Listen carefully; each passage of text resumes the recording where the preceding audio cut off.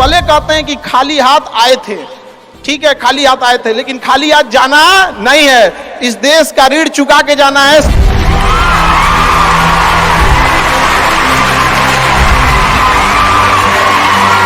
हमेशा याद रखिएगा, अकल बादाम खाने से नहीं ठोकर खाने से आती है। हमने इतिहास से यह सीखा है कि इतिहास से कोई कुछ नहीं सीखता। भले जेब खाली हो, जेब में गांधी हो या ना हो, दिल में एक आंधी होनी चाहिए। जो बोले हैं, जो ठाने हैं, वो कर लेंगे यहां पर, और नहीं कर सकते हैं तो दुर्भाग्य है इस भारत की धरती पर जन्म लिया हुआ।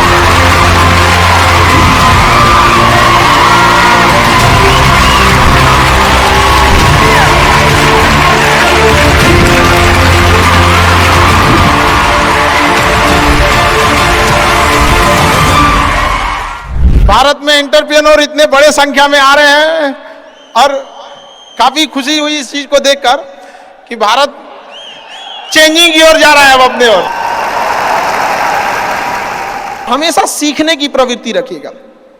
और आज के टाइम पे बाप रे, एक बहुत बड़ी समस्या ना कि दूसरे से प्रति जलन जरतुआही। जरतुआही समझते हैं हम लोग, बिहार का ठेठ भाषा है, पता नहीं आप लोग समझते हैं कि नहीं।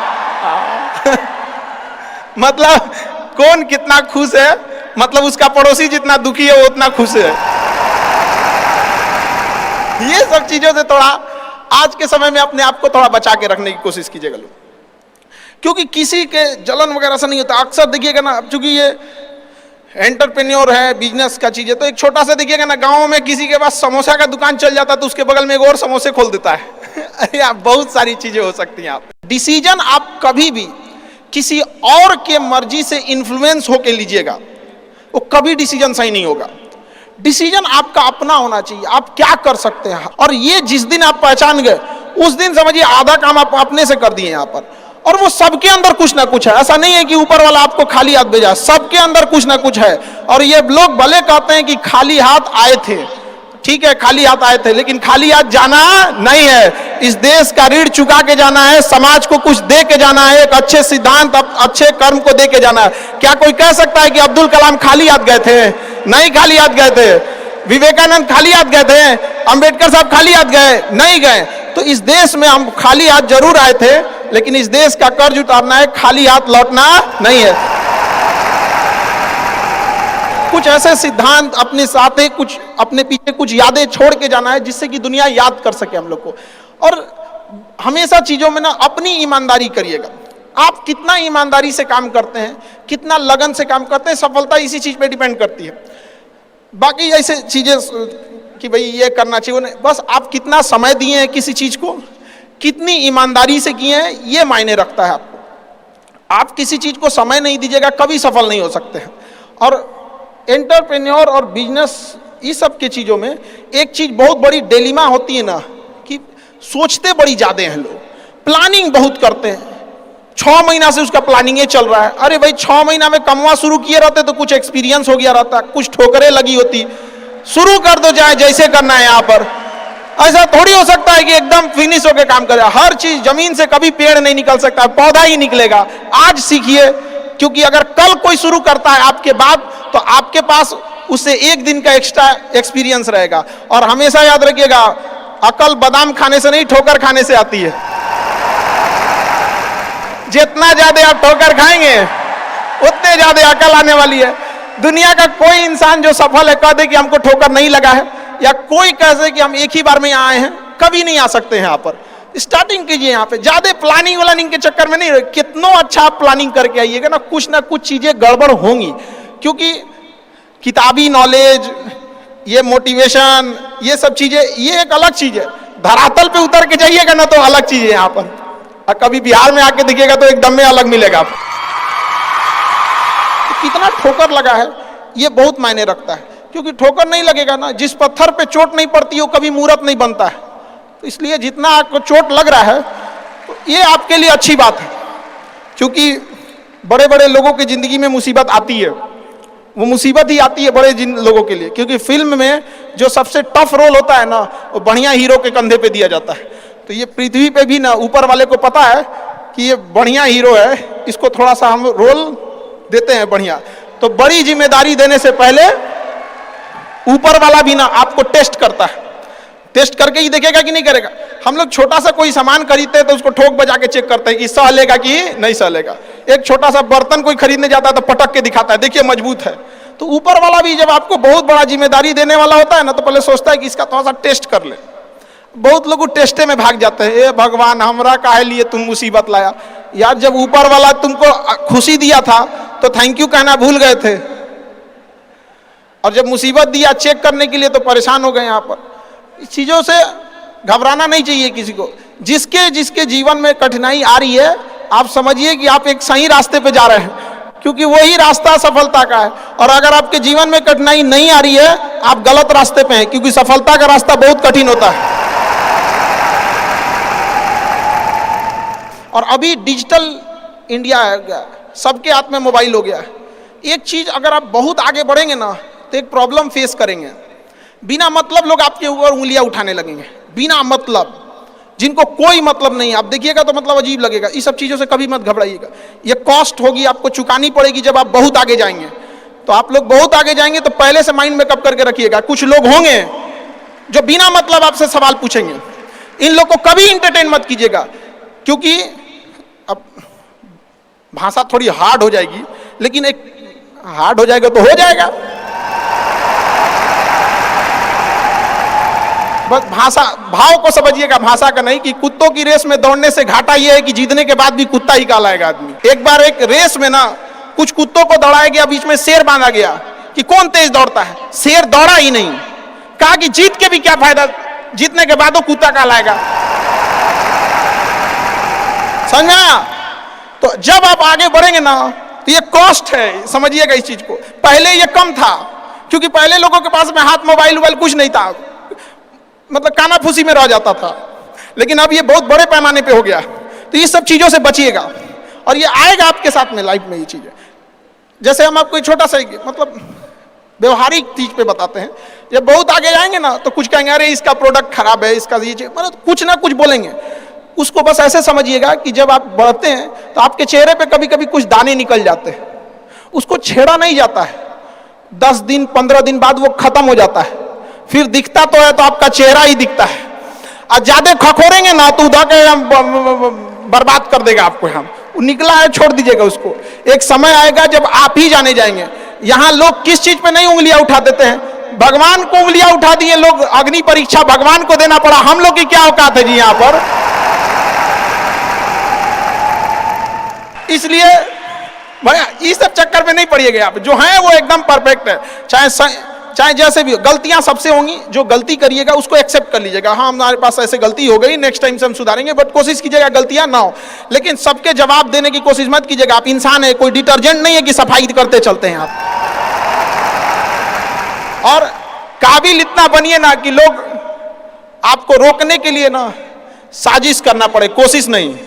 उस लेवल पे जाइए। आपको यार ये कैसे आगे निकल गए आप, आएंगी चीजों को हम लोग भी फेस किए हैं, आप लोग भी फेस करना होंगे। यहाँ पे शुरुआत में सबको कॉस्ट चुकानी पड़ती है। और ना लोग कहते हैं कि सबके अंदर कोई यूनिक क्वालिटी होती है, इसको पहचानने का एक तरीका होता है। जब आप मुसीबत में फंसेंगे ना, तो वही काम कीजिएगा जो आपको सबसे अच्छा आता है, सबसे अच्छा आता है। आप मुसीबत में फंसेंगे। हम लोग जब इंटर पास किए थे तो हम लोग के सामने भी फाइनल क्राइसिस आया था। सबसे पहले वेल्डिंग मारना चालू किया था आदमी, बिना किसी काम का किसी दुकान पे बैठ के वेल्डिंग मारते रहो। अरे सही भी मारते थे तो 4 को चीज सुना देता था। यार ऐसे नहीं, ऐसे होता है, क्या बात करते हैं। बढ़िया मारते थे और वही सुन लेता था आदमी यहाँ पे। फिर धीरे धीरे किसी को पढ़ाना धीरे धीरे चालू किया आदमी। कुछ दोस्तों ने कहा कि भाई तुम पढ़ाओ, तुम ठीक पढ़ाता है, तो आदमी उधर चला गया। तो आपको भी पता है कि आप किस चीज में अच्छे हैं, तो धीरे धीरे अपने आप के अंदर वो पहचानिए, उसको सुधारने की कोशिश कीजिए और इधर उधर ज्यादा ध्यान नहीं दीजिए। मुसीबत आए तो अपने आप को एक बार थपथपाइएगा कि हाँ आप उस इलीट क्लास में हैं जिसके सामने मुसीबत आई है। और एक समय आएगा कि जब आप इस मुसीबत को पार कर जाएंगे, और एक समय आएगा कि जब यहाँ आके आप अभी अपनी संघर्ष की कहानी बताएंगे कि हम भी ऐसा थे। और हम आप सबसे यही उम्मीद करते हैं कि भगवान से भी हाथ जोड़ के यही दुआ मांगते हैं कि जितने लोग हैं देश के, सबको एक दिन अपनी कहानी सुनानी पड़े, क्योंकि यह देश वीरों की धरती है, वीरांगनाओं की धरती है। यहाँ पर हर बच्चा यहाँ का फौलाद है अपने आप में यहाँ पर। तो ये वक्त है अब ऋण चुकाने का।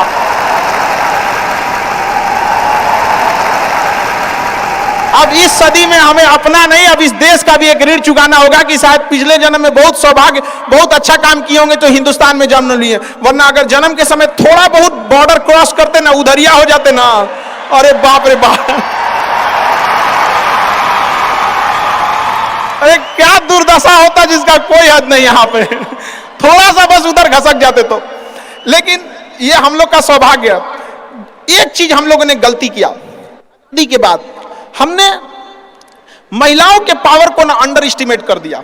हम लोग 1947 से जो पुरुष समाज है ये सोच रहा है कि देश को आगे ले जाने के लिए, अभी तक सोचिए रहा है। ये हम लोगों से गलतियां हुई हैं। और लड़कियों को हमने जो साथ छोड़ दिया महिलाओं का ना, बस यकीन मानिए जिस दिन भारत देश की महिलाएं पुरुषों के साथ कदम से कदम मिला ली, 10 साल में देश की सूरत बदल जाएगी, दुनिया देखते रह जाएगी। यहाँ पर हम इस चीज को ज्यादा समझ सकते हैं क्योंकि हमारी खुद की बहन नहीं, अपनी बहन नहीं, लेकिन अभी भी हम अपना घर देखते हैं ना तो लगता है कि बहुत बड़ी कमी है। और अगर बहन रहती तो चीजों को अच्छे से समेट के रख सकती थी। अब तो इसलिए हम देखेंगे हमको इंडिया में सबसे ज्यादा राखी बांधी जाती है, पूरे हिंदुस्तान में सबसे ज्यादा राखी बांधी जाती है। नहीं था तो वो हमारे यहाँ माझी जी थे ना, वो कहे कि भगवान के भरोसे मत बैठो, क्या पता भगवान तोरे भरोसे बैठा लो। तो बहन नहीं थी तो क्या दिक्कत है, दुनिया में सबसे ज्यादा राखी बांधी गई। अब मतलब आप सोचते हैं कि अगली बार, अभी इस बार 7,500 राखी बांधी गई थी, 7,500। हर साल रक्षाबंधन के बाद, पहले ही रक्षाबंधन से पहले हमको एक डॉक्टर अपॉइंट करके रखना पड़ता है कि सर मेरा ना ब्लड रुक जाएगा, इतना राखी बांधी जाती है। तो आप एकदम ना स्टैंड बाई पे रेडी रहिएगा वहां पे। इतना राखी बांधने के बाद एक आदमी आता है मेरा हाथ उठाने वाला, वो हाथ लेके चलता है, हम ऐसे चलते रहते हैं। तो खुश नसीब हैं वो लोग जिनके घर में बहनें हैं, जिनकी बेटियां हैं। आप उसकी कदर नहीं कर सकते हैं तो यकीन मानिए इसका बदला भगवान जरूर लेता है। आजकल लोग देखते हैं कि लोग बहू की कदर नहीं करते। अरे वो आपकी बेटी है, चेहरा बदल के वापस भगवान ने भेजा है आपको, नहीं कर सकते कदर ना, तो आपने भगवान की उस नेमत को ठुकरा दिया है। अब फिर घर में मुसीबत आएगा तो कहेंगे कि पता नहीं क्या हो गया। चाहे चांद पे पहुंच जाइए, चाहे जितना भी आगे चल जाइए, अपनी सभ्यता संस्कृति को मत भूलिएगा वरना मिट जाइएगा आप यहां से। यूनान, मिस्र, रोमा सब लुट गए जहां से, लेकिन मगर है बाकी नामो निशा हमारा। कुछ बात है कि हस्ती मिटती नहीं हमारी, सदियों रहा है दुश्मन दौरे जहां हमारा। भारत को मिटाने की कोशिश की गई, मिटा कभी नहीं। इसलिए याद रखिएगा अपनी संस्कृति को नहीं भूलना है। और हमसे गौरवपूर्ण संस्कृति पूरे भारत, पूरे विश्व में किसकी है यहाँ पर, तो ये चीजों को थोड़ा सा आप लोग को ध्यान में रखना है। और आपस में मिलजुल के एक देश वाली भावना लेके चलना है कि हम सबको मिलकर अब देश को अपना उस पुराना जो गौरव मिला था उसको वापस लौटाना है। और आप लोग आगे बढ़ेंगे, युवाओं में है, अब जिधर युवा चलते हैं उधर ही सब कुछ चल देता है। यहाँ पर तलवारों के साए पर इतिहास हमारा बनता है, जिस ओर जवानी चलती है उस ओर जमाना चलता है। आप युवा लोग हैं, आपको किसी कौन रोक सकता है यहाँ पे। मैं दरिया हूं, अपना हुनर जानता हूं, जिधर से भी गुजरूंगा अपना रास्ता बना लूंगा। तो युवाओं में यही तो एक है, भले जेब खाली हो, जेब में गांधी हो या ना हो, दिल में एक आंधी होनी चाहिए। जो बोले हैं, जो ठाने हैं वो कर लेंगे यहाँ पर, और नहीं कर सकते हैं तो दुर्भाग्य है इस भारत की धरती पर जन्म लिया हुआ, ये व्यर्थ हो जाएगा यहाँ पर। तो एक कहानी लिखना है जो आगे जाके सबको सुनाना है। और हर उस घर में 2 किलो अलग से मिठाई जाएगी जिस घर से आवाज आई थी कि इससे नहीं हो सकता है, अलग से एकदम ले भैया ये तेरे लिए स्पेशल है। यहाँ पर एकदम तारीफ करने वालों की कमी हो जाए, जलने वालों की कमी नहीं होना चाहिए। एकदम मिसाल बनिए। आप सब लोग को, हमारा आप सब लोग को ढेर सारा शुभकामनाएं, दुआएं। आपके ठोकरें आएंगी, लगेंगी ठोकरें, उसी को ठोकर लगती है ना जो चलता है, जो सुतल है बेड पे, ओकरा कौन ची का ठोकर लगने वाला है। और ठोकर नहीं लगेगी तो नहीं आगे बढ़ सकते हैं। कामचोरों से तो इंडिया परेशान है, जो कुछ नहीं करता वो भी संडे को आराम करता है। अरे तोरे लिए कोची का संडे यार, काम बस ईमानदारी से कीजिए। हम लॉकडाउन का एक छोटा सा एग्जांपल देते हैं। हमारे यहाँ एक लेबर था, जो नहीं काम करते हैं लेबर लोग, उनकी बहुत दुर्दशा हो गई लॉकडाउन में। रियल में एक्चुअली उनके साथ प्रॉब्लम क्या है ना, they don't have backup money. वो डेली कमाने वाले हैं, डेली खाने वाले हैं। उनका अगर 10 दिन का दिहाड़ी बंद हो गया ना तो उनके लिए बहुत दिक्कत आ जाती है। और लॉकडाउन में बेचारों के साथ क्या हो गया, आप इतनी पॉपुलेशन है, गवर्नमेंट भी कितना को देख सकती है, एक लिमिटेशन है वहां पर, तो उसके साथ बहुत दिक्कत आ गया। तो हमसे बेचारे, हम भी लॉकडाउन में खाली बैठे थे, तो हमसे बोले कि देखिए एक तो काम नहीं मिलता है, तो हम लोग को महीना में 20 दिन मिलेगा, 22 दिन मिलेगा, हम लोग के पास बैकअप नहीं होता है। तो उसको हमने एक छोटा सा बात बोला कि भाई देखो, एक काम बस मेरा 1 महीना करके देखना, नहीं अच्छा लगे तो छोड़ देना। काम पे जाते कितने हो, तो बताया कि 8 बजे जाते हैं। अलग अलग शहर में वो काम करने वाले मजदूर जो आते हैं, मिस्त्री, उनका टाइमिंग अलग अलग हो सकता है। हमारे यहाँ 8 बजे आते हैं लोग, और फिर दोपहर में लंच करते हैं, शाम में 4-5 बजे 5 बजे चले जाते हैं। तो कहे 8 बजे के काम में आप कितने बजे जाते हो? कहा कि सर वही पहुंचते पहुंचते 7:15 हो जाता है, खैनी उनी बनाते चाय पीते 8:30 हो जाता है। हम कहे एक बात बताओ, ये आधा घंटा तुम किस में काटे? तो कहा कि जहां काम करने गए ना उनके में से। हम कहे नहीं, यही इस गड़बड़ है।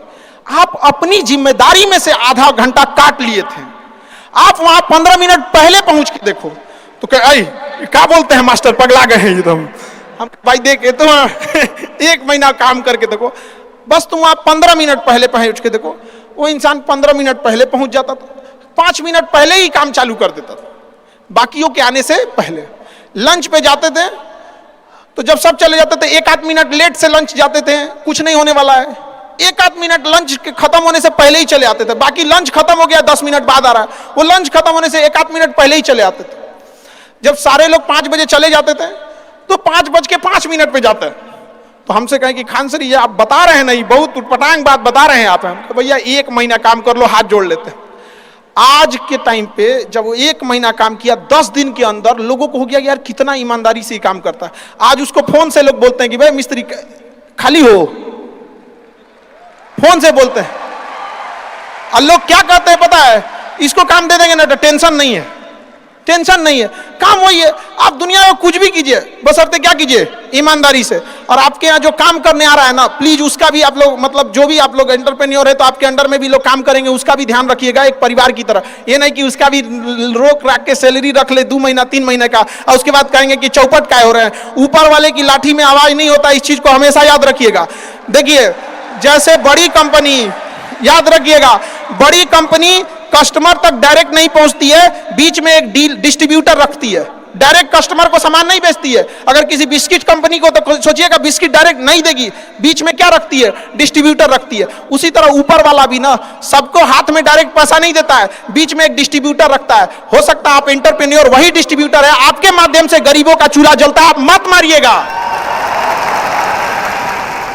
आप प्लीज उन गरीबों का हाथ मत मारिएगा, नहीं तो बड़ी कंपनी को दिख जाता है कि ये डिस्ट्रीब्यूटर ठीक नहीं है, तो उस डिस्ट्रीब्यूटर को चेंज कर देता है।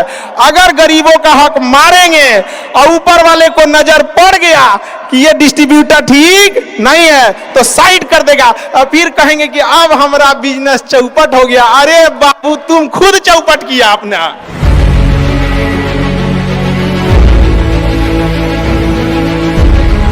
दो तरह के सवालों का जवाब आपको इस वीडियो में मिलेगा, एक इंस्पिरेशन और मोटिवेशन, क्योंकि खान सर आ रहे हैं, आपके हर सवाल की बॉल पे मारेंगे 6, आपकी कंफ्यूजन को कर देंगे एकदम फिक्स। खान सर आपको अमेजिंग सवाल जवाब में चर्चा करेंगे। एक और मैं आपको फ्री में जबरदस्त आइडिया दे रहा हूं, अगर आपके बिजनेस में कोई सवाल है और उसका कोई जवाब नहीं मिल पाया, चाहे वो कैश फ्लो का है, मैन पावर का है, बिजनेस में जे कर्व लाने का है, नया कस्टमर लेकर के आने का है, कंपटीशन को बीट कर देने का है, नई टेरिटरी, नया मार्केट, नया रिटेल आउटलेट, नया डिस्ट्रीब्यूशन नेटवर्क, मैं होलसेलर बनना चाहता हूं, मैन्युफैक्चरर बनना चाहता हूं, मैं एक्सपोर्ट करना, इंपोर्ट करना, ना ई कॉमर्स पर जाऊंगा, मेरे पास मैन पावर नहीं आती, टिकती नहीं, अरे पेमेंट की दिक्कत आ रही है, अरे पीछे पैसा फंस गया, मुझको लोन कैसे मिले, कितनी तरह की समस्या आई। इस पर तो कोई सवाल है आपका? तो मैं उसका फ्री में आंसर दूंगा। आपकी कंफ्यूजन सोल्यूशन मेरा, हिंड्रेंस आपकी, गाइडेंस मेरी, रियल टाइम दूंगा आप ही की भाषा में। हिंदी में पूछ लो, इंग्लिश में पूछ लो, गुजराती में पूछ लो। Ask doctor Vivek Bindra, hashtag ask doctor Vivek Bindra. इस वीडियो को शेयर करिएगा खान सर के और हैशटैग यूज करिए आस्क डॉक्टर विवेक बिंद्रा। कोई संकोच नहीं, मेरे संग कोच है। आपको क्या बोलना है? आपको कोई संकोच नहीं, आपके संग कोच है। कोच कौन? डॉक्टर विवेक बिंद्रा।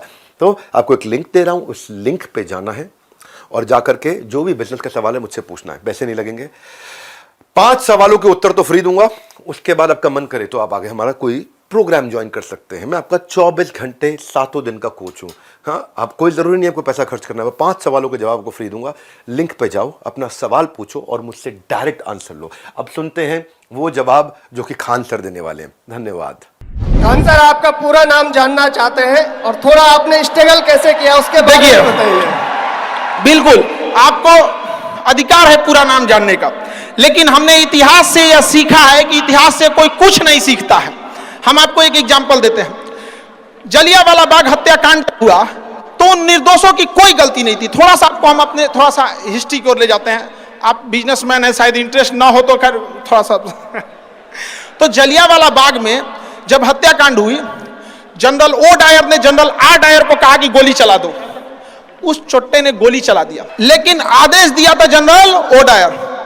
गोली मारा गया। उन निहत्तों की क्या गलती थी? न जाति देखी गई, न मजहब देखा गया, गोली मार दिया गया। उस गोली मारने के 21 साल बाद, 1919 की घटना है, 1940 में ऊधम सिंह, भारत का वह वीर सिंह अमर रहे। ऊधम सिंह जब इंग्लैंड में गए और लंदन में उसके घर में घुस के ऊधम सिंह के छाती पे गोली मारे थे वहां पे। और जब जज ने पूछा था कि नाम क्या है, तो उन्होंने कहा था राम मोहम्मद सिंह आजाद। राम मोहम्मद सिंह आजाद। समझ आ गया मेरा नाम क्या है?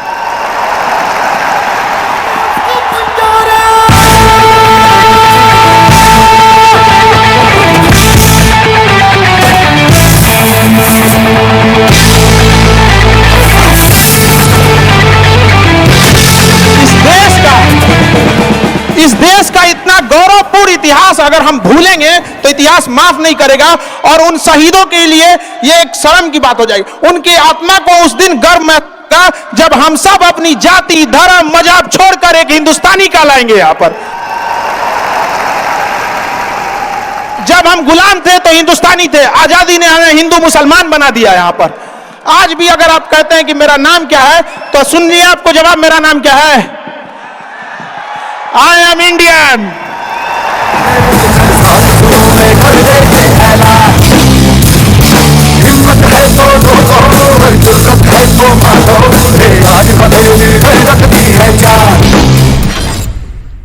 मेरी एज अभी 21 है, ठीक है। तो मैंने अभी रिसेंटली कॉर्पोरेट लाइफ में एंटर किया है। तो मैंने चाणक्य नीति पढ़ी थी। तो चाणक्य नीति में चाणक्य जी एक चीज बोलते हैं, वो कहते हैं कि जंगल में जो टेढ़े पेड़ होते हैं वो बाद में कटते हैं, लेकिन जो जंगल में सीधे पेड़ होते हैं वो तुरंत कट जाते हैं। तो आप मतलब तो समझ गए होंगे कि लाइफ में क्या करना चाहिए और किस तरीके से हमें मतलब टेढ़े बन के रहना चाहिए कि अपने सीधे बन के रहना चाहिए। देखिए, समझिए ध्यान से, जैसा देश वैसा भेष। अगर प्यार से बात करने वाले हैं तो प्यार से बात कीजिए। सब लोग प्यार से नहीं मान सकते हैं, और अगर सब प्यार से मान सकते थे तो बांसुरी बजाने वाला कृष्ण कन्हैया कभी महाभारत होने नहीं देते। लेकिन एक चीज हमेशा याद रखिएगा, अगर आप किसी से अकड़ जाते हैं, अगर आप किसी से अकड़ जाते हैं, रूडली बात कर लेते हैं, तो फिर प्यार से बात करने का ऑप्शन हमेशा के लिए खत्म हो जाता है। हमेशा के लिए खत्म हो जाएगा। फिर आप उसे प्यार से नहीं समझा सकते। लेकिन अगर आप उसे शुरुआत में प्यार से डील करते हैं तो अकड़ने का ऑप्शन तो लास्ट तक रहता है। तो ये शुरुआती ऑप्शन गड़बड़ नहीं कीजिएगा। और मिजाज में कुछ सख्ती भी जरूरी है, वरना लोग पी जाते अगर समंदर खारा ना होता। अपने आप को इतना भी सस्ता मत कीजिएगा कि 2 कौड़ी का इंसान खेल के चला जाए, ठीक है। तो आपका एटीट्यूड डिपेंड करना चाहिए सामने कौन है, एक जैसा नहीं। हाँ, अतिथि देवो भव है, इसी चक्कर में अंग्रेज धो के चल गए हम लोग। और हम लोग रहते वास्को डिगामा को बांध के मारते पहले। मैं 3 विद्यालय का संचालन कर रहा हूं और वर्तमान में कानपुर देहात में सबसे टॉप में विद्यालय है। मैं चाहता हूं कि उस संस्था को प्रदेश और देश लेवल पर ले जाऊं, तो क्या उसके लिए सुझाव चाहता हूं आपसे। सर थोड़ा सा एक चीज करिएगा, आप संस्था को टॉप या संस्था को बेहतर से बेहतर आप एक कोशिश कीजिएगा कि संस्था में पढ़ रहे वाले बच्चों को टॉप करा दे।